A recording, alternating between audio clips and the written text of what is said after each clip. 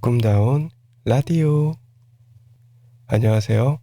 2022년 6월 14일 오늘도 꿈다운 새벽 책방 문 열었습니다. 켈리체의 웰싱킹 72페이지부터 같이 읽어보겠습니다. 저희 오늘 은희쌤부터 읽어주세요. 나뿐만 아니라 대부분의 사람들이 그렇게 생각하지 않을까?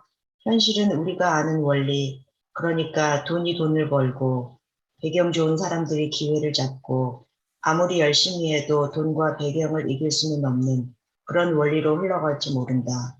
우리는 자주 그런 서글픈 현실을 목도해 왔다. 그래서 아무것도 가진 게 없는 우리는 절대 저 높은 곳으로 올라가지 못할 거라 지레 짐작하고 포기하는 데 익숙해져 있다. 나 또한 사업에 실패할 무렵 이렇게 생각했다.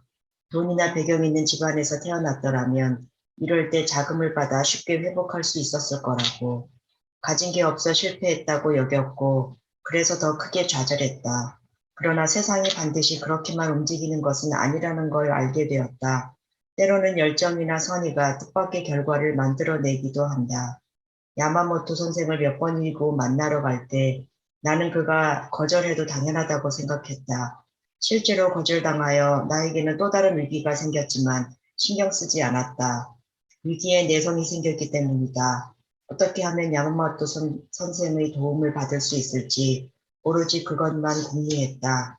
맛있는 초밥을 만들기 위해서는 그분의 도움이 반드시 필요했기 때문이다. 다행히 2번 만에 야마모토 선생이 허락해 주었지만 거절했다고 해도 나는 또 찾아갔을 것이다. 맛있는 초밥을 만들어서 더 많은 사람들에게 그분의 초밥을 맛보게 하고 싶었으니까.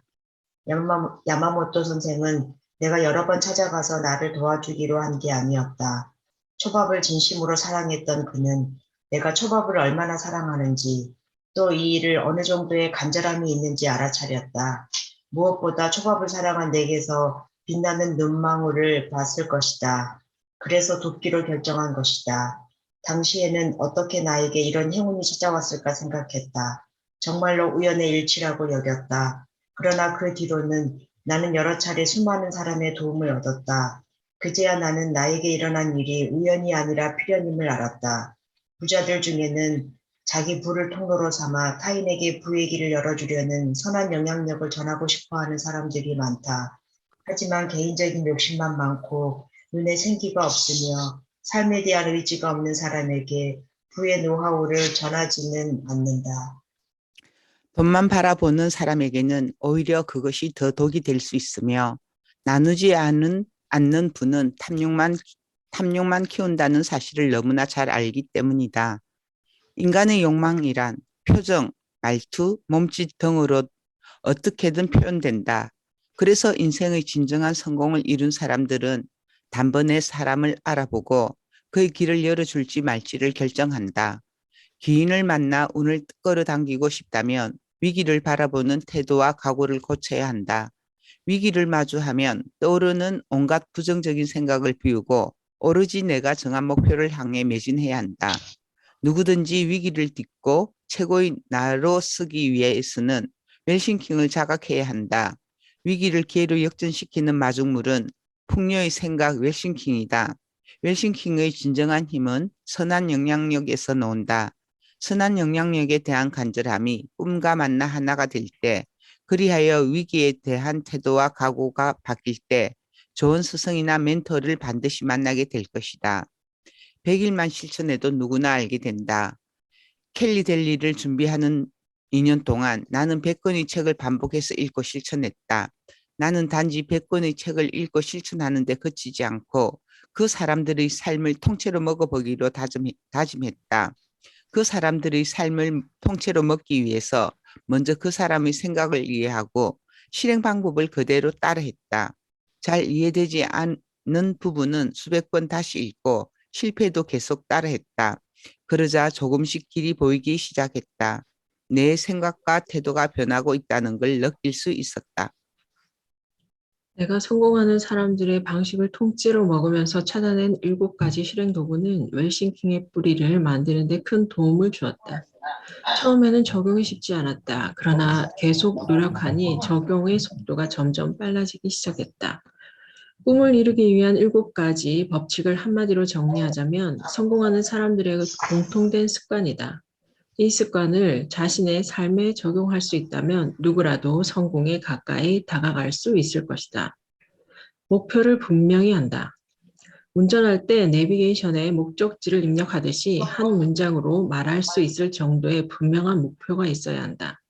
정확한 목적지를 입력해야만 내비게이션이 잘 작동하듯 인생의 목표도 마찬가지다. 잠실 체육관에 갈 사람이 잠실이라고만 입력한다면 내비게이션은 제대로 안내하지 않는다. 명확한 목표는 마치 내비게이션에 목적지를 입력하고 자율주행하는 것과 같다. 이는 곧 자신의 삶에 신념을 심는 이치다. 그런데 사람들이 목표는 생각보다 분명하지 않은 경우가 많다. 부자가 되고 싶다는 것은 목표라고 할 수 없다. 그건 막연한 꿈에 불과하다. 꿈이 이루어지게 하려면 보다 분명한 목표를 정해야 한다. 부자가 되고 싶으면 정확한 목표, 액수를 정해야 한다. 예를 들어 100억 원을 가진 부자가 되겠다. 초밥 사업으로 1000억 원짜리 사업체를 만들겠다. 같은 명료한 목표가 있어야 한다. 분명한 목표를 자꾸 되새기면 어느 순간 목표가 잠재의식 속에 내재된다. 이게 바로 신념이다. 인간의 잠재의식은 의식보다 3만 배나 강력한 힘을 가지고 있다. 10년 전 교통사고를 당한 사람에게 체면을 걸었더니 자기를 치고 간 오토바이의 색깔은 물론 운전자가 쓰고 있던 헬멧까지 모두 기억했다는 사례도 있다.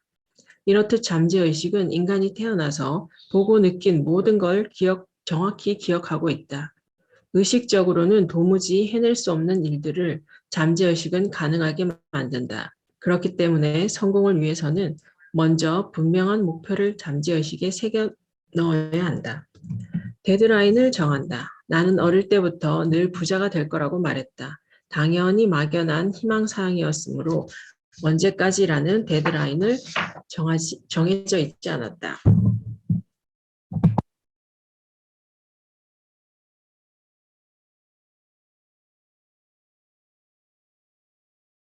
연서님 안 들려요. 네. 그래서 부자가 되기까지 많은 시간을 돌아왔다. 그래도 나는 부자가 되겠다는 열망이 목소리가 작아요. 강했기 때문에 들리나요? 네. 계속해서 부자에 가까워지고 있었다고 생각한다. 켈리 젤리를 시작하면서 나는 남들을 이롭게 하여 5년 안에 300억 원의 부자가 되겠다는 목표를 정했다. 5년이라는 데드라인을 정해놓았고 그때까지 목표를 이루기 위해 최선을 다했다. 그러자 데드라인을 훨씬 앞당겨 목표를 이룰 수 있었다. 구체적으로 상상한다.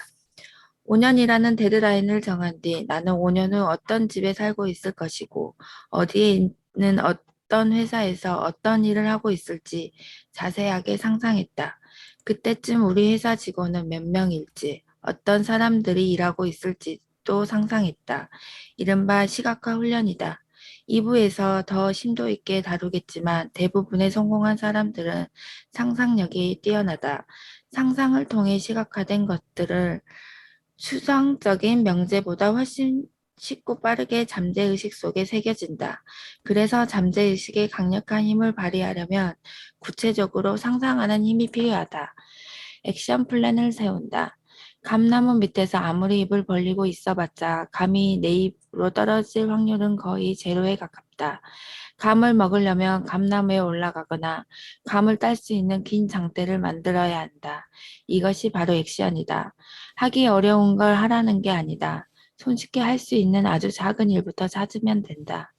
살을 빼고 싶다면 오늘 할 일 3가지를 정해서 실천하면 된다. 처음부터 하루에 1kg를 빼겠다거나 운동을 2시간씩 하겠다는 무리한 목표를 정할 필요는 없다.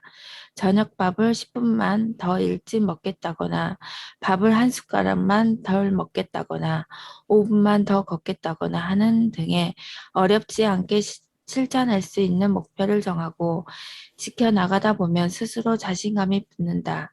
간혹 다이어트를 계획할 때 무슨 운동을 할까부터 고민하는 사람들이 있다. 우선 밖으로 나가 걸으면서 앞으로 어떤 운동을 할지 생각하라. 내가 할 수 있는 가장 쉬운 일부터 바로 시작하면 된다. 그것이 당장 실행할 수 있는 액션 플랜이다.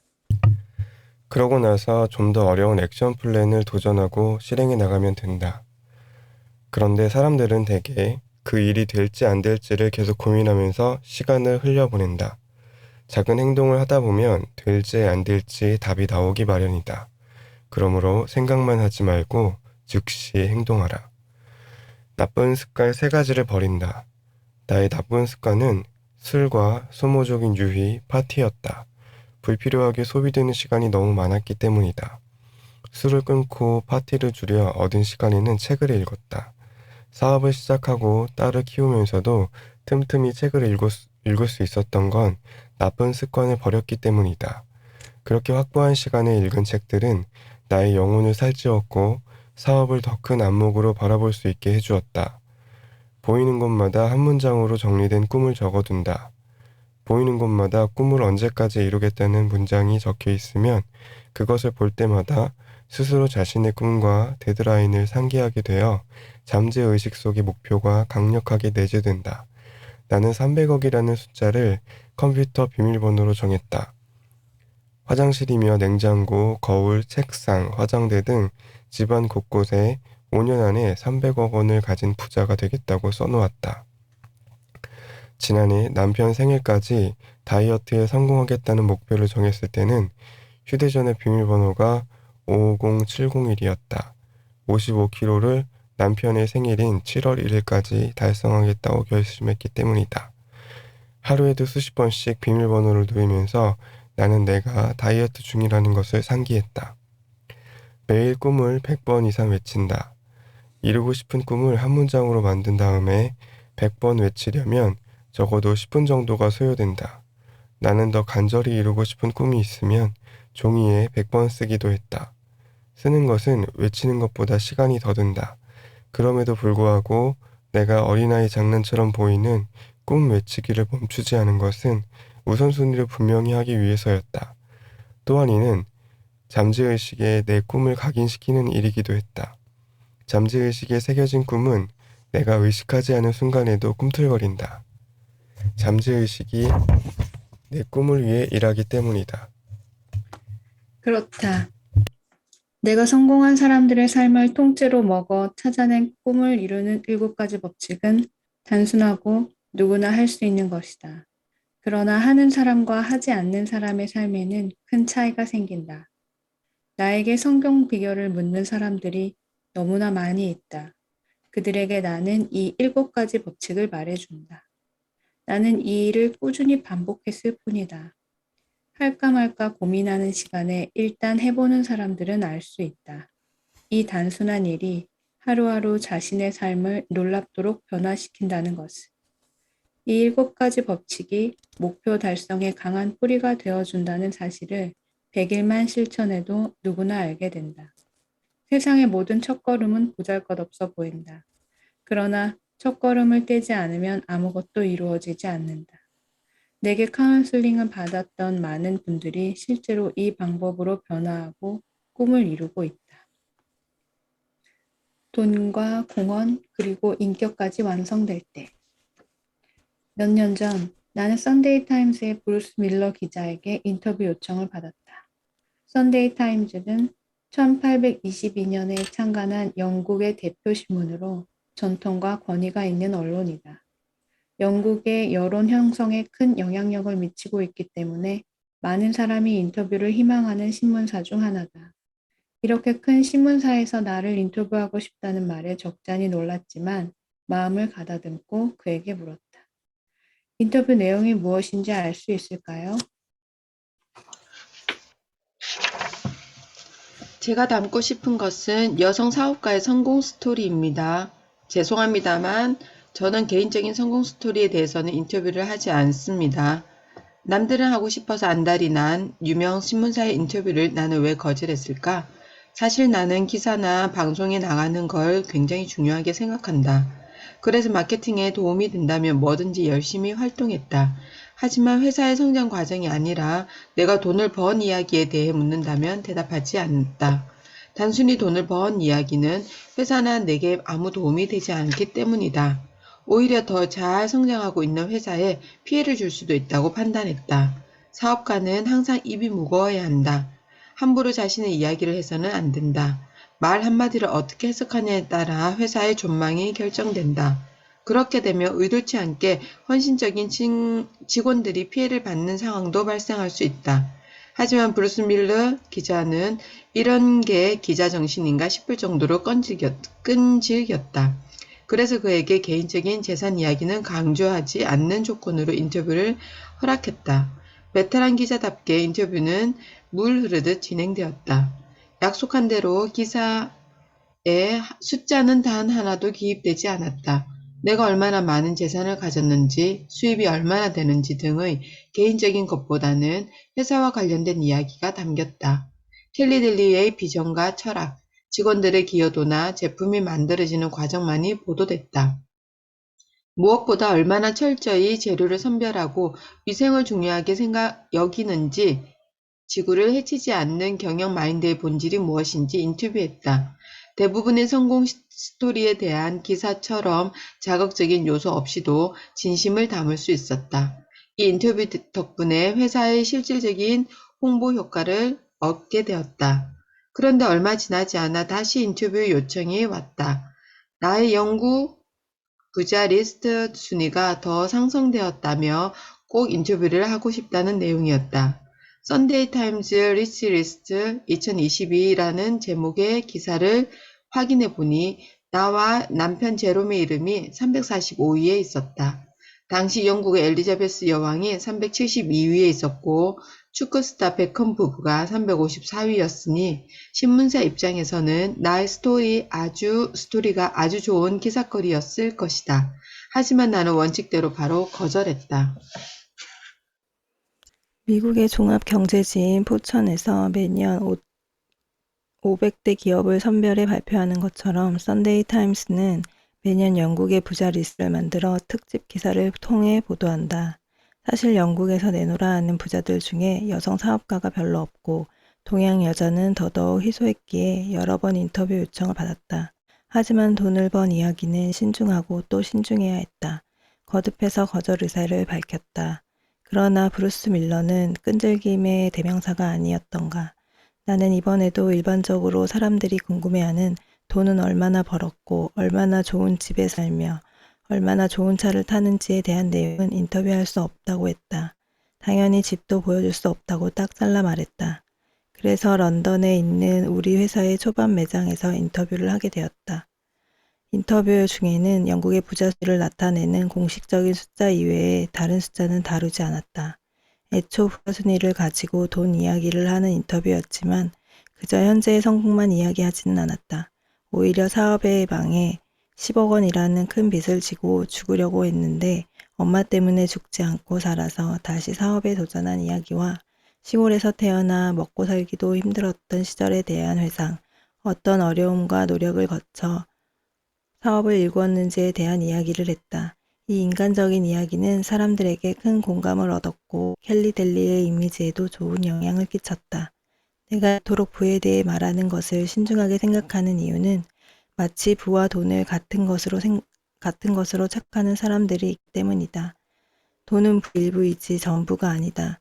진정한 의미의 부란 나에게 들어오는 돈을 다른 곳으로 새지 못하게 막는 것이 아니라 나를 통해 다른 사람들에게까지 전달하는 완전한 선한 영향력을 확대하는 일이다. 그런 의미에서 부자는 단순히 돈이 많은 사람을 의미하는 게 아니다. 부자란 남을 돕기로 결심하고 사회적인 공헌을 실천하면서 인격적으로 완성된 사람을 일컫는다. 즉, 돈과 공헌 그리고 인격까지 완성될 때 비로소 부자라고 말할 수 있다. 나는 지독히도 가난한 어린 시절을 보냈던 터라 돈과 성공이 곧 행복을 가져다 줄 것이라고 믿었다. 그래서 언제나 더 높은 곳으로 오르려고 노력했다. 승승장구하는 것처럼 보였지만 파리에서 사업에 실패하고 지옥보다 고통스러웠던 나날을 보냈을 때까지도 이 생각은 변하지 않았다. 다시 살아보겠다고 다짐하며 깨달은 사실이었지만 나는 부의 개념을 잘못 세워 실패를 면치 못했다는 것을 알게 되었다. 나는 그 이후로 돈, 공헌, 인격이라는 3요소를 모두 갖추기 위해 부단히 노력했다. 단순히 돈 많은 부자가 아니라 진정한 성공을 거둔 사람들은 기꺼이 자신의 성공 노하우를 다른 사람에게 전하고 싶어 한다. 그들은 돈의 액수가 행복을 결정하지 않는다는 것을 안다. 돈으로부터 자유로워지는 것도 물론 중요하지만 돈으로 인한 풍요를 가족과 친구, 이웃들과 나누지 않으면 돈이 아무리 많아도 외로울 뿐이다. 빌 게이츠나 워런 버핏 같은 세계적인 부자들은 그걸 알기에 자신의 재산을 인류와 지구를 위해 아낌없이 내놓는 것이다. 과거에 나는 돈을 받아들이는 것에 대해 급급해 결국 사업에 실패하고 말았다.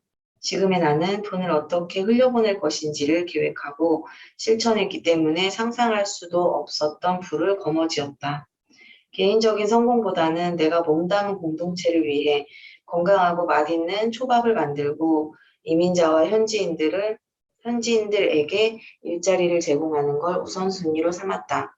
세계 최고의 초밥을 만들어 타인에게 반드시 공헌하겠다는 그 마음이 햇살이 되어 나의 앞날을 환하게 밝혀준 것이다. 인류는 진화와 발전을 거듭해왔다. 무엇보다 다른 사람을 돕기 위한 부를 가지려는 사람들에 의해 계속 발전했다. 만약 타인이 아닌 오로지 자신만을 위해 부를 모으는 사람들이 득실거렸다면 인류는 이렇게 발전하지 못했을 것이다. 온 우주의 에너지는 다른 사람을 위해 부를 축적하겠다는 사람들에게 향한다. 그렇기에 당신이 부를 거머쥐려는 목적이 타인을 향해 있다면 반드시 부자가 될 수 있을 것이다. 그러나 당신이 당장 내 입속만 차리고 타인에게 돈이 흐를 수 있도록 도울 수 없다면 포기하는 편이 좋다. 언젠가는 반드시 무너질 것이기 때문이다. 그러므로 진정한 부의 개념을 잘 세우고 원하는 곳을 향해 나아가길 바란다. 대신 돈은 오픈하고 벌어서 갚으세요. 요즘은 오피스리스 형태의 사업이 성행해 사무실이 없는 회사를 이상하게 보지 않지만 내가 켈리델리 사업을 시작하던 때만 해도 의심스럽고 이상하다는 편견이 많았다. 당시에는 번듯한 사무실을 두고도 투자를 유치받기 위해 사업 설명회를 5성급 호텔에서 하는 경우도 흔했기 때문이다. 창업 초기에 켈리델리는 손님이나 협력업체와 얘기를 나눌 수 있는 사무실이 없었다. 그저 직원 수에 맞게 자그마한 공간을 빌렸을 뿐이었다.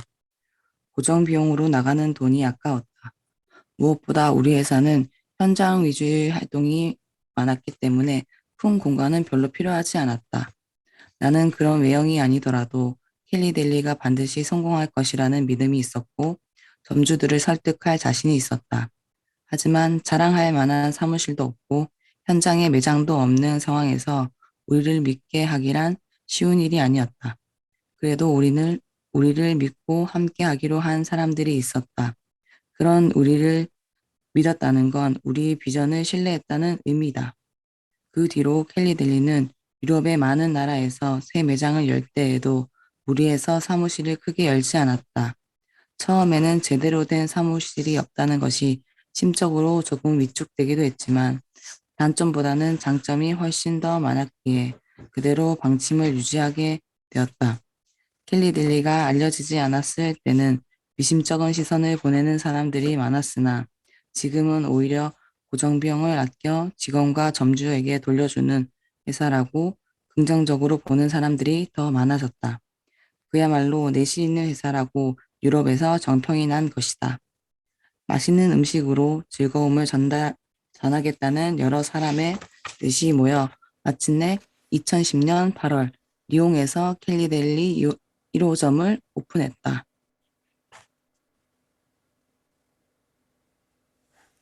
첫날부터 한마디로 대박이 났다. 우리가 입점했던 프랑스 최대 대형마트인 시사에서는 이른바 오픈빨이 아닐까 우려했지만 열흘이 지나고 한 달이 지나도 손님은 줄지 않았다. 초밥을 만들어서 진열할 시간도 없이 팔려나갔다. 손님들은 오랜 시간 기다려야 함에도 짜증은커녕 초밥 만드는 과정을 쇼처럼 흥미진진하게 지켜보았다. 덕분에 2호점도 파리 지점의 주요 통로에서 오픈하게 되었다. 켈리델리 지점은 계속 늘어났다. 돈을 벌 수 있다는 소문이 나자 중국인들이 현찰을 들고 찾아오기 시작했다. 가맹비는 국가나 도시에 따라 차이가 있는데 대개 1에서 7만 유로 정도였다. 나는 가맹점을 맡겨달라며 가방 가득 돈다발을 싸온 중국인을 별 생각 없이 격리과로 보냈다. 곧 남편이 나를 찾아왔다. 켈리, 현찰로 2,000유로가 넘으면 어디서 생긴 돈인지 반드시 신고해야 돼. 분명히 신고 안 한 돈일 거야. 제롬의 말이 옳았다. 중국인들 중에서는 담배나 전화카드, 로또 등 현찰이 오가는 장사를 하는 사람들이 많았다. 그들 대부분이 수입을 제대로 신고하지 않아 문제가 되었다. 현찰을 받을 수 없다고 하자 중국인은 제발 받아달라고, 현찰밖에 없다고, 꼭 가맹점을 하게 해달라고 통사정했다. 나와 남편은 잠시 고민했다. 남의 땅에 와서 어렵게 돈을 벌어온 사람이었다. 담배만 팔아서는 절대 큰 돈을 벌 수 없을 터였다. 남루한 차림새를 보니 그가 지금까지 얼마나 아동바동 살아왔는지 묻지 않아도 알 수 있을 것 같았다. 우리는 기지를 발휘해 역으로 제안했다. 현찰은 받지 않겠어요. 이걸 받으면 어디서 어떻게 얻은 돈인지 신고해야 하고 그럼 당신에게 문제가 생길 거예요. 그는 실망하는 기색이 역력했다. 같이 합시다. 대신 돈은 오픈하고 벌어서 갚으세요. 영문을 모르겠다는 듯 그가 멍하니 눈만 깜빡거렸다. 켈리델리는 반드시 성공할 거예요. 그러니까 켈리델리 가맹점으로 돈을 벌어서 가맹점비를 내세요. 사업을 그렇게 해도 됩니까? 네, 됩니다. 켈리델리는 성공할 것이고 당신은 반드시 가맹점비를 갚을 테니까요. 혜정쌤 읽어주세요. 감격해서 돌아간 그는 당연히 성공하여 몇 달 만에 가맹점비 전액을 낼 수 있었다. 그 뒤 이 소문이 퍼져 가맹점을 내겠다는 사람이 몇백 명씩 줄을 서서 대기하게 되었다. 나는 그 뒤로도 몇 번 돈을 받지 않고 가맹점부터 내주었는데 그들 모두 앞선 중국인처럼 현찰을 들고 온 사람들이었다. 돈 한 푼 없이 찾아와서 가맹점을 내게 해주면 벌어서 갚겠다고 하는 사람들도 있었다. 나는 그런 사람들을 믿지 않았다. 그들은 현찰을 싸들고 온 사람들과는 마음가짐이 달랐다. 아무것도 걸지 않고 입으로만 약속하는 사람들은 대개 약속을 지키지 않는 경우가 많았다. 그러나 현찰을 들고 온 사람들은 현찰이 문제가 될 수 있다는 것을 몰랐을 뿐 거저 얻겠다는 마음이 아니었다. 그런 사람들은 반드시 약속을 지킨다는 걸 나는 알고 있었다. 평생 남의 땅에서 외롭게 고군분투했을 그들에게도 성공할 기회를 주고 싶었다. 그들은 내 선의를 고맙게 받아들였고 최선을 다했으며 켈리델리의 초창기부터 지금까지 가족처럼 함께하고 있다. 나는 나만의 성공을 위해 켈리델리를 만들지 않았다. 나는 이미 행복해졌으니 나와 함께하는 모든 사람이 나처럼 행복해지기를 원했다. 그런 마음이었기 때문에 켈리델리에 기회를 준 시사의 화장실 청소도 할 수 있었던 것이고 가맹점비를 후불로 받을 수 있었던 것이다. 그리고 이런 나의 비전을 시사와 야마모토 선생 그리고 로즈마리 수백 명의 가맹점주와 직원들이 공유했기에 한마음 한뜻으로 나아갈 수 있었다. 나는 돈이 없어서 망해본 경험이 있다. 그래서 다시 사업을 시작할 때 절대 망하는 회사는 만들지 않겠다고 다짐했다. 100년 가는 회사를 만들려면 단순히 돈을 벌겠다는 것 이상의 비전이 있어야 했다. 그 비전을 이루게 만드는 뿌리가 바로 내가 실패를 통해 깨달은 웰싱킹이었다. 사업가는 돈을 벌어야 한다. 돈을 벌지 못하는 사업가는 죄인이다. 사업가가 돈을 벌지 못하면 직원과 그 가족들까지 길거리에 나앉게 된다. 나는 회사가 망해 죄인이 되어 본 적도 있다. 다시는 죄인이 되고 싶지 않으므로 반드시 돈을 벌어야 한다고 생각한다. 다만 내가 돈을 버는 목적은 단순히 부자가 되는 것에 있지 않다. 은희쌤 마이크 꺼졌어요. 나는 웰싱킹이 빈자와 부자를 나누는 결정적 요인이라고 본다. 앞서 부자의 자질과 조건에 대해 설명하면서 돈과 공헌, 그리고 인격을 갖춰야 한다고 언급한 바 있다. 빈자도 단순히 돈이 없는 사람을 지칭하는 게 아니다. 공헌할 마음이나 인격을 갖추지 못한 상태를 말한다. 지금은 비록 금전적인 어려움을 겪더라도 공헌하고 싶은 마음과 인격을 갖춘 인재라면 그 사람은 부자에 가깝다고 할 수 있다. 빈자와 부자의 생각하는 방식 차이는 겉으로만 봐도 어떤 결과를 만들어낼지 단번에 예상할 수 있다. 돈은 없더라도 성실하고 인간미가 넘치는 사람을 돕고 싶은 게 인지상정이다. 그런 사람은 반드시 기회를 얻는다. 나뿐만 아니라 함께 상생하려는 사람을 어떻게 지나칠 수 있겠는가. 나는 같은 돈을 가지고도 더 좋은 의미 있는 일에 쓰는 이런 사람들이 돈을 가져야 한다고 생각한다. 지금 내가 한국에서 버는 돈 중에서 인세나 강연비 등은 전액 기부하고 있다.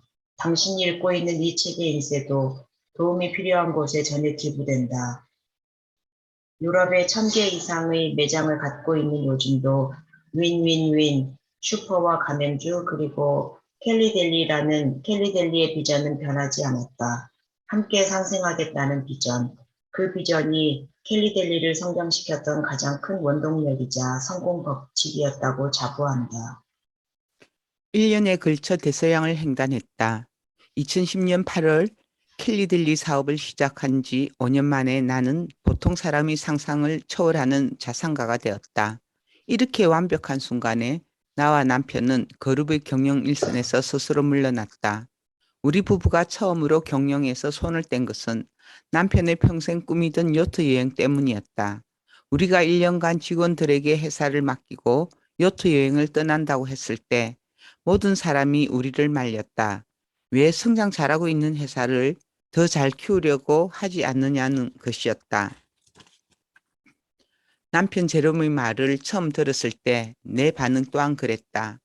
잘 다니던 글로벌 기업을 퇴사하고 함께 사업을 하던 제롬이 어느 날 내 눈을 똑바로 보며 말했다.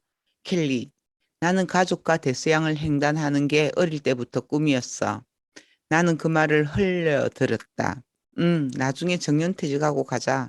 같이 가면 정말 좋겠다. 그러자 제롬은 정색하고 다시 또박또박 말했다. 켈리, 내 말을 잘 들어. 나는 지금 가고 싶다는 거야. 미쳤어? 일주일 내내 일해도 모자랄 판에 그게 말이 돼? 켈리, 더 나이 들면 힘들어서 못 가.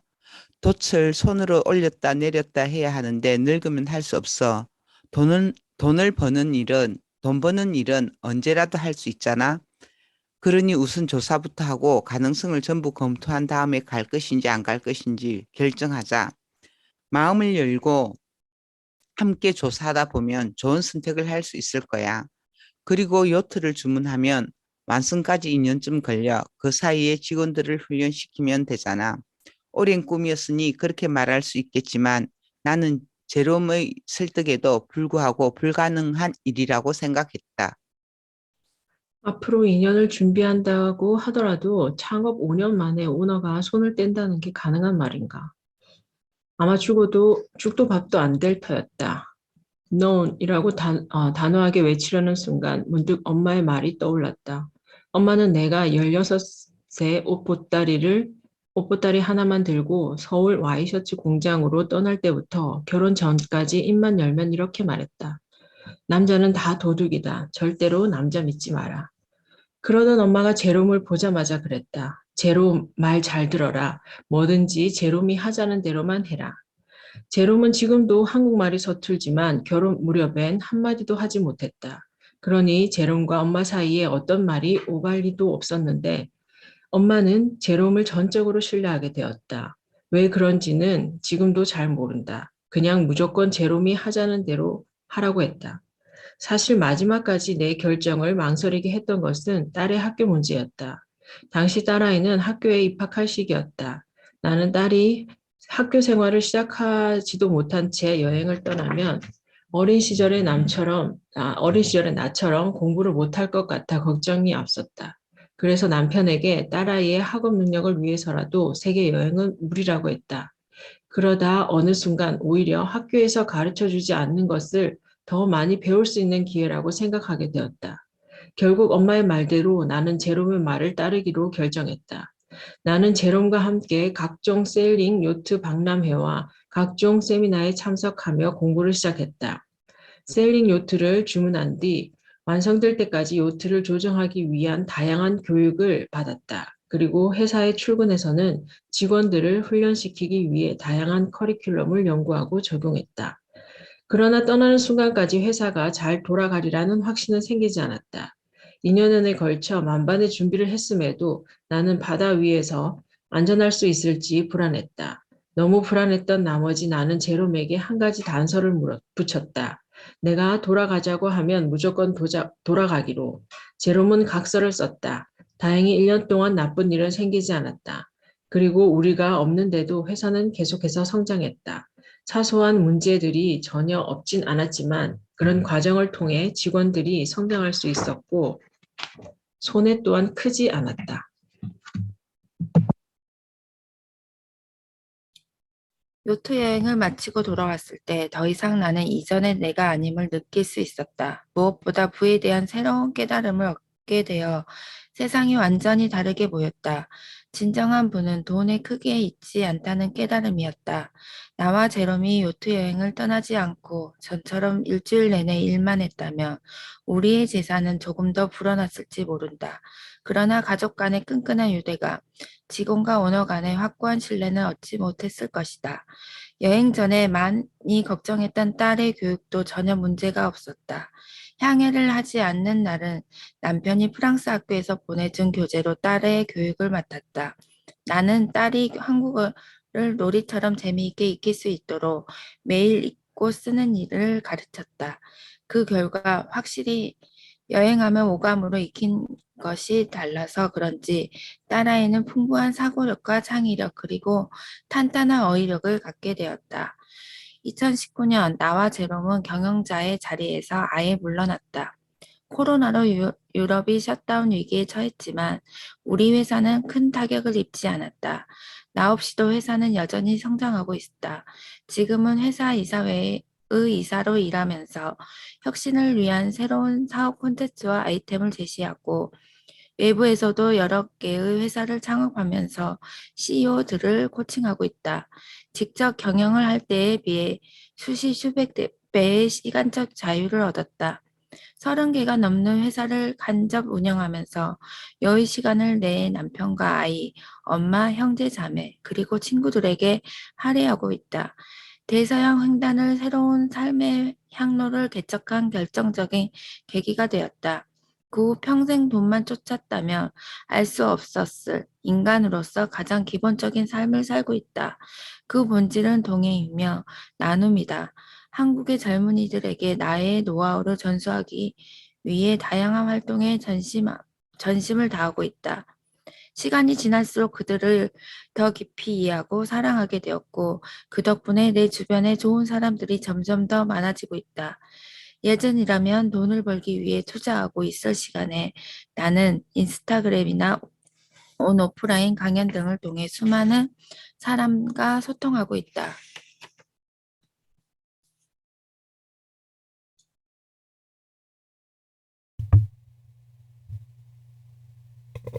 그러면서 누군가에게는 꼭 필요한 도움을 주고 또 누군가로부터는 꼭 필요한 도움을 받기도 한다. 경영자일 때 나는 우리 회사와 연관된 6천 명에게만 영향을 미칠 뿐이었지만 지금은 수십만 명의 사람들에게 영향을 미치고 있다. 부자에 대한 르상티망이 있는가?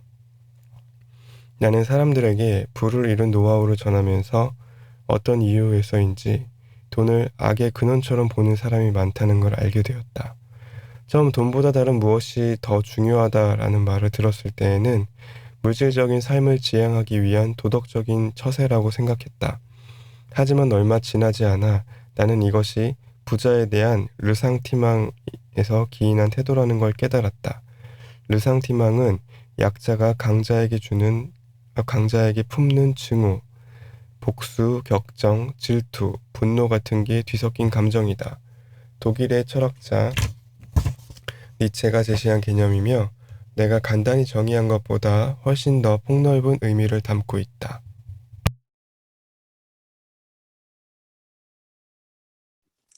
약자가 강자에게 갖는 시기심. 이에 대한 생각을 조금만 비틀면 새로운 관점으로 볼 수 있다. 그렇다면 약자는 강자가 되기 싫을까?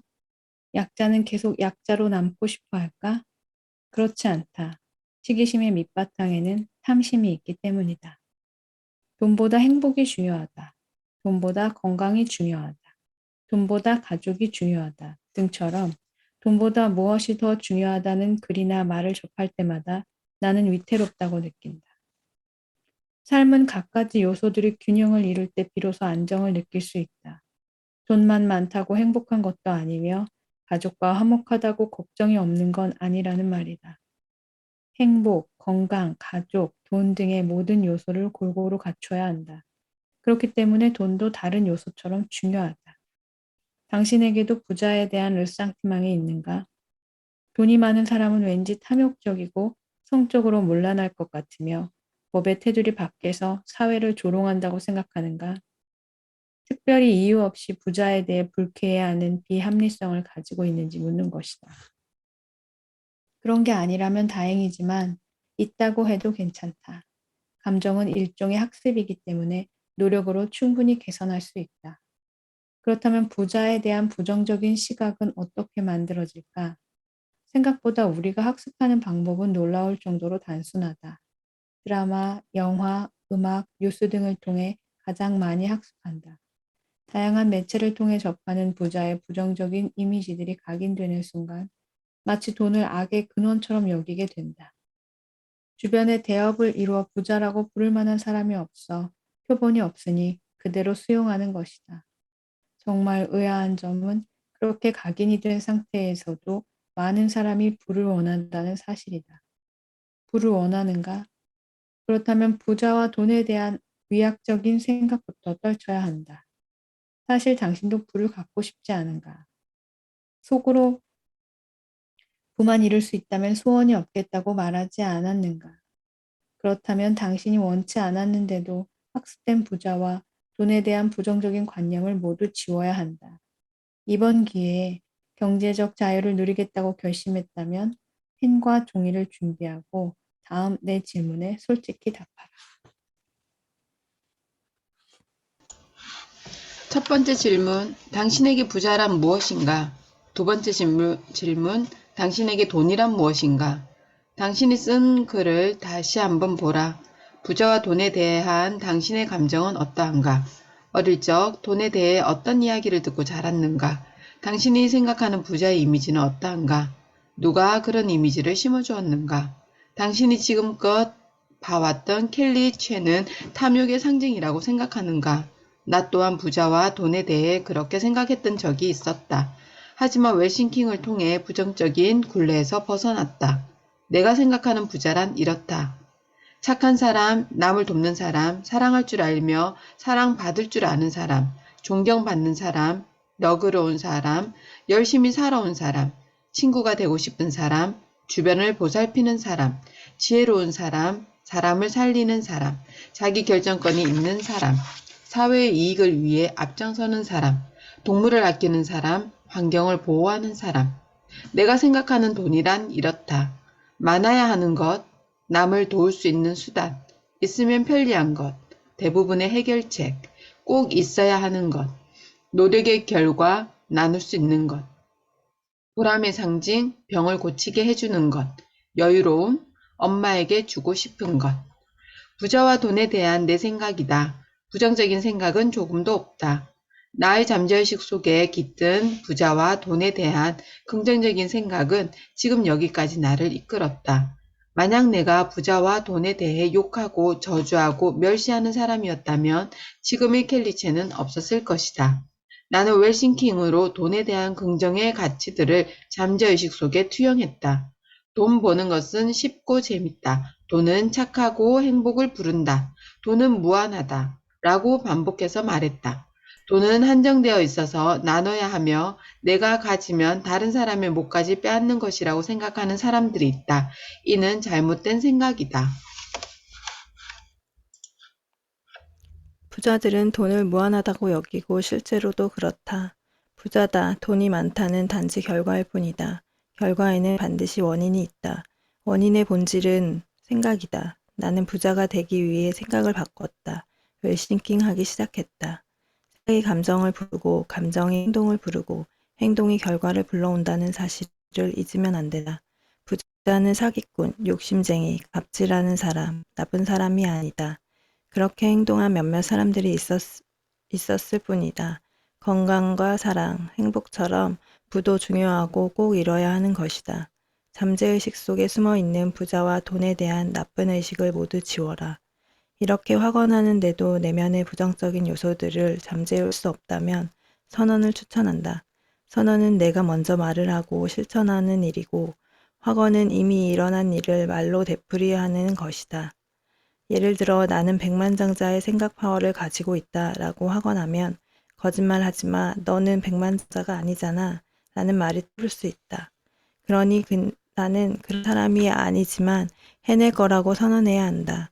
부를 창조하는 웰싱킹의 힘이 잠재의식에 잘 뿌리내리도록 정성을 다하라. 한치의 부정적인 생각도 허용하지 말고 한없이 긍정적인 태도로 선언하라. 선언할 때는 마치 그렇게 되고 있는 것처럼 상상하며 오감으로 느껴야 한다. 느껴지는 즉시 행복감을 표출해야 한다. 이 선언문을 매일 하루에도 몇 번씩 낭독하길 권장한다. 100일만 해도 당신의 현금 흐름이 아주 좋아질 것이다. 돈에 대한 내적 태도가 달라져 언행의 변화를 가져오기 때문이다. 아직도 부자가 되고 싶다면서 부자와 돈을 미워하는가? 그래도 괜찮다. 이제 막 시작했을 뿐이다. 부자들에게는 부자들의 착한 이야기가 잘 들려온다. 코로나 때문에 매출이 줄었지만 직원을 위해 월급을 올려줬다는 이야기, 월세 내려줬다는 이야기, 재민에 기부했다는 이야기 등 부자의 선행은 너무나도 많다. 이런 말을 듣고도 내면에서 부자에 대해 부정적인 생각이 든다면 당신은 부자가 되기 힘들 것이다. 당신의 잠재의식이 당신이 부자가 될 수 없도록 붙잡고 있기 때문이다. 진정 부를 원한다면 더 이상 부를 미워하지 마라. 지금 당장 부에 대한 위약을 버리고 돈을 위하는 마음으로 웰싱킹하라. 백만장자의 선언문. 나는 부를 통해 내가 원하는 최고의 것을 누릴 것이다. 나는 부를 통해 내가 사랑하는 모든 사람을 도울 것이다. 나는 나에게 오는 어마어마한 돈과 풍요를 얼마든지 받아들일 것이다. 나는 지금 당장 엄청난 행운과 좋은 기회들을 받아들일 준비가 되어 있다. 내가 저축하는 모든 돈은 나를 위해 더 큰 부와 풍요를 가져다 줄 것이다. 내가 지출하는 모든 돈도 더 큰 부와 풍요를 가지고 내게 다시 돌아올 것이다. 나는 돈을 사랑하며 반드시 부자가 될 것이다. 나의 순자산이 봉이 성장하고 기하급수적으로 늘어날 것이다. 다양한 방법을 통해서 수입이 점점 늘어나며 행복하고 감사하다. 나는 백만장자의 생각 파워를 가지고 있다. 돈은 내가 원하는 모든 선한 꿈을 이루도록 돕는다. 나의 삶은 모든 면에서 풍요롭고 여유롭다. 나는 정신적, 신체적으로 모두 건강한 부자다.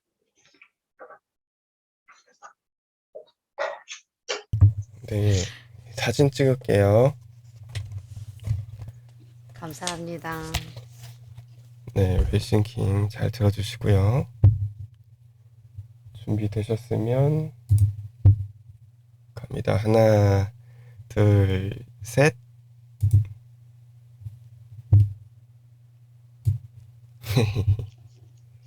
감사합니다. 이거 대박이네요, 책이. 와, 세상에나. 수고하셨습니다. 고생하셨습니다. 2분 조금 오바됐지만 오늘도 6시까지 마쳤어요. 행복한 하루 되세요. 수고하셨습니다. 수고하셨습니다. 감사합니다. 진짜 출석률 너무 좋은 거 아니에요? 내일은 올라요. 내일 먼저 뵐게요. 나가볼게요. 네, 즐거운 하루 되세요. 좋은 날 되세요. 꿈다운 라디오. 이런 거 한번 해줘야겠다. 연서님 반가워요. 완전 오랜만이에요. 되게 여기 쓰잖아. 연서님 반가 너무 반가웠어요. 이거 봐서. 나 맨날 끌어들임 하고 있었는데 마음으로. 왜요? 사실 술 먹을 때마다 이렇게 막 끌어들이고 있었는데 안 되겠길래. 반가워요. 아니 김미경을 듣기 싫어가지고 그리고 여기 내려놨는데 네, 완전 폐인되더라고요. 그래서 안 되겠다. 아, 교나님이 책 읽는다 그래서 톡이 왔길래 오늘부터 참여한다고. 확실히 이게 끌어줌인 것 같아요. 이거 안 하니까 정말 아예 안 하더라고요. 그래서 다시 정신 차려야 되겠다 하고 오늘부터 다시 일을 하기로 했습니다. 저도 몸은 많이 회복됐어요? 네. 그러네요. 다행이다. 다행이네요. 잠이 보약인 것 같아요. 계속 맞아. 잠만 잤던 것 맞아. 같아요. 계속 잠만 자고 했는데 괜찮아진 것 같아서 게을러지더라고요. 괜찮아지니까. 그래서 다시 정신 맞아요. 차리자. 오늘부터 일을 하려고. 반가웠어요, 저도. 네. 반갑습니다. 마음은 항상 514 기간이 들어갔는데. 방학인가 봐. 네. 저도 514 기간이 방학인 것 같아. 반대로 또 잤거든. 네. 아, 저도 그렇구나. 이번 6월 달은 안 했거든요. 그래가지고 인증만 하고. 저는 인증도 안 했어. 네, 인증도 안 해.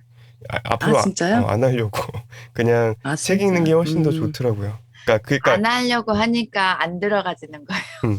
그러니까 5시는 되게 좋잖아요. 근데 5시에 그냥 이제 뭔가를 하는 게 더 좋은 것 같다. 그냥 그 수업을 듣는 것보다. 수업이라고 해야 되나? 너무 약간 아무튼 그래서 지금이 너무 좋다. 저도 혼자 책 6월 읽기도 어제 안 되더라고. 5시 처음 일어났어. 어제 처음 일어났어. 응. 어제부터 시작했으니까. 맨날 잤어요. 네. 일어나서 얼른 듣다가 자고 이랬는데. 근데 피곤함이 그렇게 가시진 않더라고요. 또 더 자도. 신기한 경험이었어요. 더 피곤해요. 네. 왜냐면 또 그만큼 늦게 자게 되기도 하고.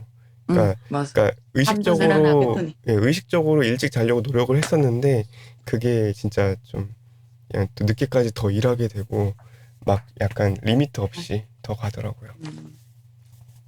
좋은 날 되세요. 저는 네, 라디오 올리고 좋은 날 출근할게요. 네, 저도 안녕. 나갈게요. 안녕. 출근 잘하세요. 봤어요. 내일 봐요. 네. 백만장자의 선언문. 나는 불을 통해 내가 원하는 최고의 것을 누릴 것이다. 나는 불을 통해 내가 사랑하는 모든 사람을 도울 것이다. 나는 나에게 오는 어마어마한 돈과 풍요를 얼마든지 받아들일 것이다. 나는 지금 당장 엄청난 행운과 좋은 기회들을 받아들일 준비가 되어 있다. 내가 저축하는 모든 돈은 나를 위해 더 큰 부와 풍요를 가져다 줄 것이다. 내가 지출하는 모든 돈도 더 큰 부와 풍요를 가지고 내게 다시 돌아올 것이다. 나는 돈을 사랑하며 반드시 부자가 될 것이다. 나의 순자산이 복리성장하고 기하급수적으로 늘어날 것이다. 다양한 방법을 통해서 수입이 점점 늘어남에 행복하고 감사하다. 나는 백만장자의 생각 파워를 가지고 있다. 돈은 내가 원하는 모든 선한 꿈을 이루도록 돕는다. 나의 삶은 모든 면에서 풍요롭고 여유롭다. 나는 정신적, 신체적으로 모두 건강한 부자다. 감사합니다. 꿈다운 라디오.